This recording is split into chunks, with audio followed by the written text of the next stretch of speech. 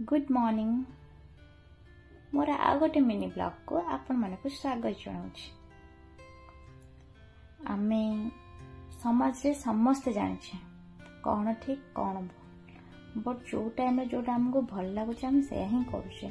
से टाइम रे भावुना कि एटा ठीक एटा कले ठीक हम, ये सब कथा किसी भी आम ख्याल ही आसुनी। जेमिति मन मिसुनी जो आम कहीं से संपर्क रखा, जो इज्जत नहीं आम कहीं से जा, जी शुणु ना आम कहीं कहवा, जी सत्य कथारे भी रागे ताको मनइबार ही नहीं।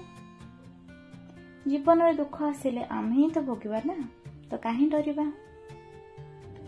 सब जिनिसर मूल्य समय आसले ही जना पड़ता है। जमी देखुना ऑक्सीजन सबुदिन फ्री रे मिल जाए, तार महत्व आम से बुझती जितेबले मेडिकल बेड रे से महंगा पड़ जाए।